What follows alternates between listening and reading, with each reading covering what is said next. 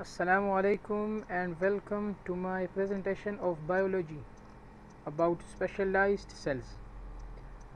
My name is Ahmed Ali from grade 7B.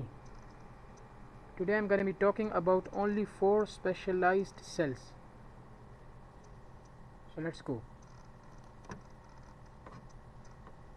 Nerve cells. Nerve cells transmit electrical signals.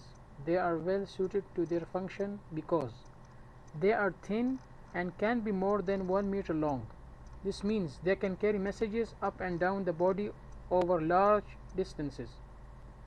Nerve cells have branched connection at each end. These join to other nerve cells, allowing them to pass messages around the body. They have a fatty myelin sheath that surrounds them. The fatty sheath increases the speed at which the message can travel. Muscle cells. Muscle cells are held together in bundles, which pull together to make muscles contract, get shorter and faster. There are different types of muscle cells, each perfectly adapted to its function. Cardiac, heart. Muscle cells are branched, and they join together to make a net. Cardiac muscle cells contract rhythmically even outside the body. They never get tired. Skeletal. Muscle is joined to bones. Its cells contract to make bones move and joints bend. Smooth.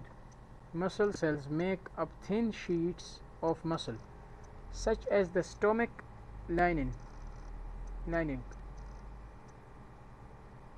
They can also be arranged in bundles or rings like that in the anus. Red blood cells. Red blood cells carry oxygen around the body. They are well suited to this function because they contain hemoglobin, which carries oxygen molecules. They don't have a nucleus, allowing more space to carry oxygen.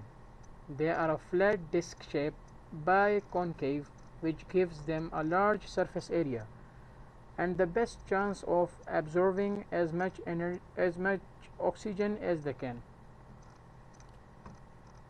Sperm cells.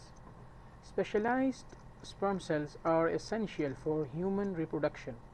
These cells are highly mobile as they move to locate an egg for fertilization.